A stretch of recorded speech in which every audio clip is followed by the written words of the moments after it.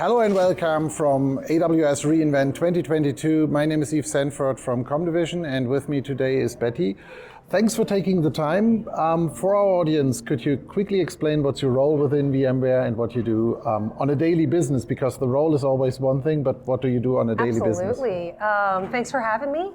Betty Junod, VP of Product Marketing at VMware, looking after the Tanzu business. And day to day, gosh, it's kind of everything to help the business run, but my team specifically is product marketing, technical marketing, and developer advocacy. So my team really focuses on what are the content and the programs and the materials to help the end users, and also, our internal teams, like our sales teams and folks, kind of reach customers and end users and help them understand what is Tanzu and what they can do with Tanzu.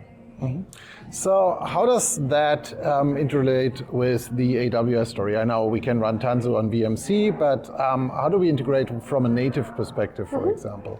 Yeah, that's a great question because VMware, as a very big company, we have lots of offerings and lots of ways that we partner with AWS. So you brought up the VMware Cloud, VMC, where we've introduced Tanzu services, but specifically within the Tanzu business itself, we're really anchored to how do we provide value to the customers using native public cloud services, because AWS has hundreds, if not thousands, of different services out there, and sometimes it is like, what should I use for my in order to build and deploy apps quickly, run them in a way that's like efficient and compliant on the Kubernetes estate. So when you look at Tanzu Application Platform and Tanzu for Kubernetes Operations, we've really been focusing this year on integrating with and supporting the Amazon environments, specifically related to EKS. So, we're really about everything from the lens of Kubernetes, from an application development, the environments,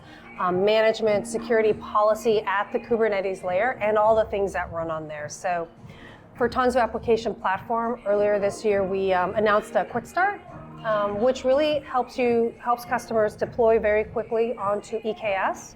It's integrated with ECR, the container registry, and RDS, so really brings a great developer experience to build and then deploy quickly to EKS clusters.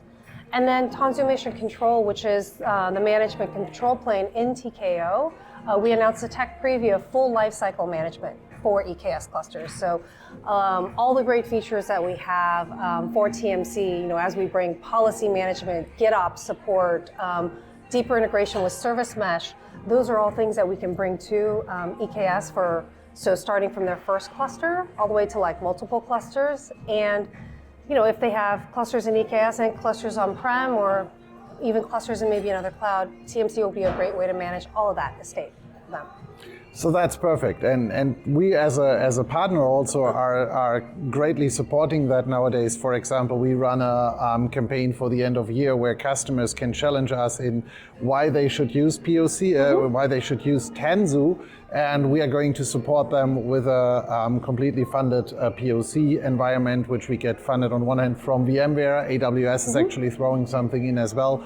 So if from a customer perspective someone is interested, this is now the time to get started really on the Tanzu journey, and don't wait much longer, because there is so much from an efficiency and operational perspective I think you can save in your daily business to make that easier. And I think that's fantastic that you guys are providing something from a funded model to help customers, because oftentimes, especially if someone is getting started and they haven't dipped their toe in it before, it's really important to have expertise like your organization to help them understand where to start. Are they picking the right app to start with so that they can learn as they go, and making sure that it's in many ways like risk-free for the customer, right? So they can confidently go down this path, and then from there they can gain the skills to start scaling out.